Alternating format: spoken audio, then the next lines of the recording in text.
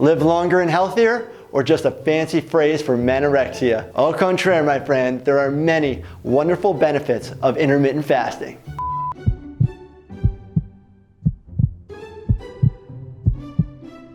Hey everyone, I'm Dr. Wagner. Today we're going to be talking about intermittent fasting. You see it all over the internet right now with loads of celebrities like Jen Aniston and Hugh Jackman swearing by it, and plenty of diet and nutrition experts like Dr. Walter Longo and Dr. David Sinclair revealing that fasting is super beneficial for our health and helps us live longer. But what is it? How do we do it? Is it safe?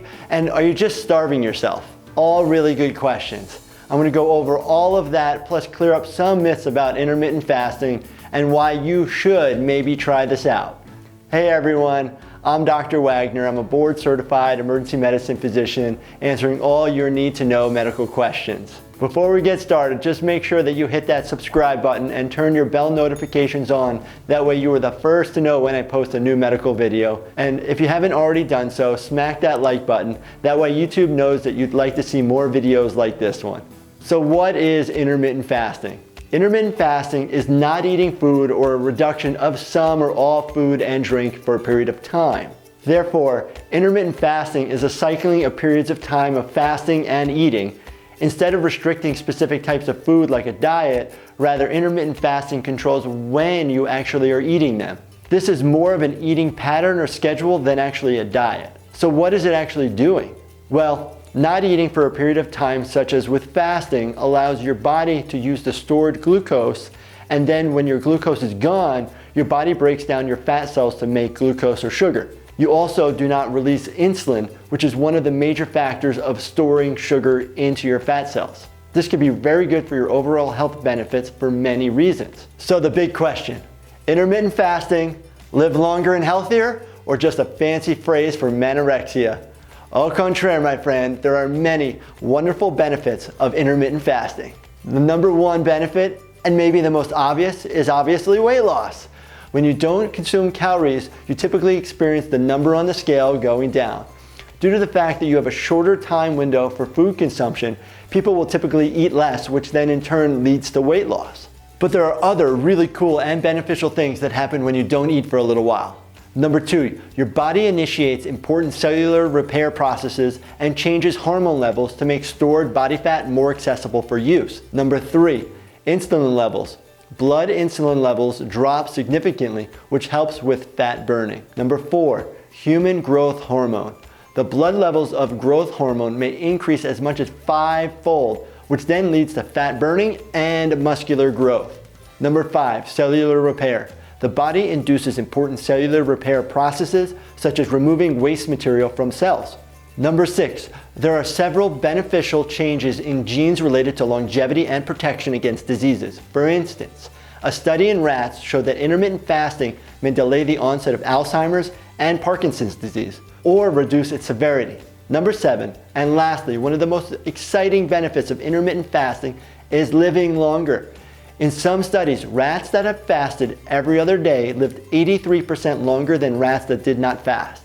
So how do you go about doing it? During intermittent fasting periods, you should not be eating food and you should be restricting the beverages that you intake. Typically, there are allowances where you can have water, black coffee, or tea, but no added creamers or sweeteners into your coffee or teas. Creamers have sugars typically, which breaks the medical benefits of the fast. It has been shown that sometimes using bone broth does not significantly change the fasting state. When you are trying to complete longer fasts that extend beyond 1 day's time, having about 500 calories a day is still acceptable. Types of intermittent fasting. Well, there are different types of intermittent fasting, including the 16-8 method, where you fast for 16 hours and then in an 8-hour window you get to eat. There are also plans where you go 20 hours of fasting or not eating, and then in a 4-hour window you're allowed to eat.